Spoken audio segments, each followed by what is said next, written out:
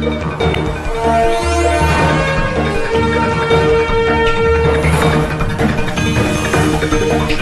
परिसरातील घडामोडी पाहण्यासाठी पाहत रहा आमची मुंबई न्यूज। दावोसला वर्ल्ड इकॉनॉमिक फोरम जे आहे तिकडे उद्या आणि परवा 3 दिवसाचा दौरा आहे आणि खऱ्या अर्थाने महाराष्ट्रामध्ये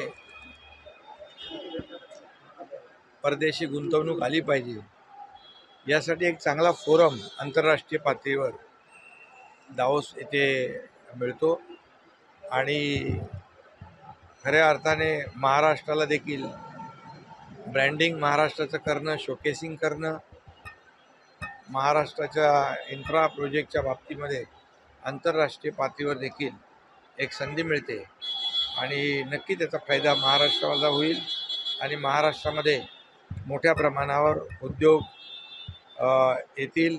खरं म्हणजे आता सध्या परिस्थितीमध्ये महाराष्ट्राकडे एक वेगळ्या अपेक्षेने जगभरातले लोक पाहतात आणि महाराष्ट्रात गुंतवणूक करण्यास देखील मोठ्या प्रमाणावर परदेशी कंपन्या आग्रही आहेत, इच्छुक आहेत।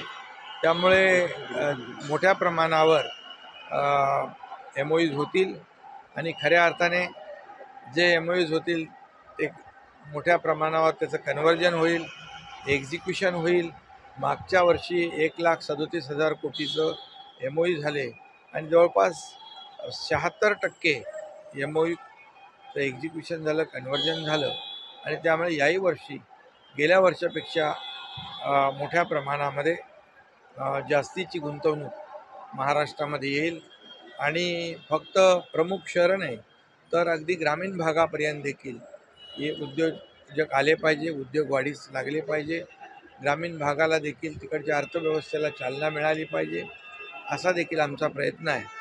आणि जे आदरणीय प्रधानमंत्री महोदयांचं $5 ट्रिलियन जे स्वप्न आहे, महाराष्ट्र देखील त्याच्यामध्ये मोठ्या प्रमाणावर पार्टिसिपेट करेल आणि महाराष्ट्राचं देखील योगदान मोठं असेल आणि $1 ट्रिलियन जे आपला गोल आहे तो देखील अशा मोठ्या प्रमाणावर उद्योग महाराष्ट्रात आल्यामुळे $1 ट्रिलियन देखील गोल अचीव होईल। खऱ्या अर्थाने महाराष्ट्र आता एक इंडस्ट्रीचं फेवरेट डेस्टिनेशन झालेलं आहे, कारण महाराष्ट्रामध्ये चांगलं पोटेन्शियल आहे, इन्फ्रास्ट्रक्चर आहे, चांगली कनेक्टिव्हिटी आहे, स्किल्ड मॅनपॉवर आहे। त्यामुळे मोठ्या प्रमाणावर लोक महाराष्ट्रामध्ये उद्योग आणि इन्व्हेस्टमेंट करण्यासाठी आग्रही आहेत। त्याचा फायदा या दावोस दौऱ्यामध्ये नक्की होईल। सर, आदित्य ठाकरे यांनी टीका केली की 34 कोटी रुपये खर्च करतात आणि 50 जणांना त्या ठिकाणी